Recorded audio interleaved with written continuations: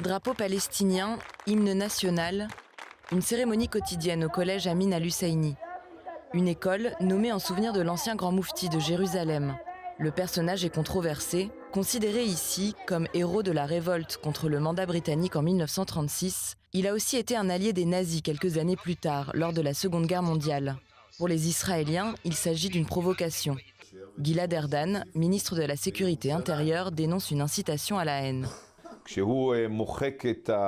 Quand l'existence d'Israël est effacée des cartes dans les écoles, quand on donne à ces écoles des noms de terroristes ayant assassiné des dizaines de femmes et d'enfants innocents, il est très difficile pour les Israéliens de devoir faire des concessions qui pourraient risquer leur vie et celle de leurs enfants. Du côté palestinien, on dément. Nos livres n'incitent pas les enfants à la haine, ils les éduquent. C'est notre droit fondamental et aucun pays dans le monde ne peut nous interdire d'enseigner notre histoire. Notre programme est palestinien et nationaliste. Il n'y a aucune raison que notre point de vue soit autre que le point de vue palestinien. Chacun se renvoie la balle. Les Palestiniens accusent à leur tour Israël de propager la haine, évoquant par exemple des exercices de mathématiques mettant en scène des soldats, ou encore d'effacer l'existence de leur peuple dans les manuels scolaires israéliens. Le gouvernement se défend. En Israël, il y a peut-être des textes historiques ou bibliques qui pourraient paraître mauvais à l'heure actuelle, puisqu'ils ne conviennent pas à l'époque où nous vivons. Mais les élèves les apprennent comme des textes historiques et non comme quelque chose qui a trait à nos vies actuelles. Eux glorifient les terroristes, ils les montrent comme un exemple pour la jeune génération. Une passe d'armes sans fin.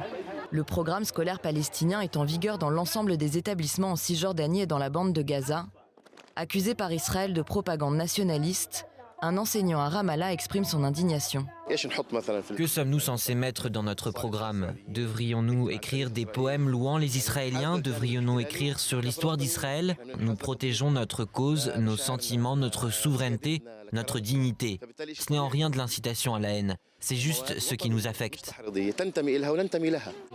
Selon une étude réalisée par une équipe israélo-palestinienne en 2013, c'est avant tout la présence de l'autre qui est inexistante des deux côtés. 58% des manuels palestiniens publiés après 1967 ne feraient aucune référence à Israël. Chez les Israéliens, par ailleurs, 65% des cartes ne comporteraient pas de frontières et ne mentionneraient ni la Palestine, ni l'autorité palestinienne.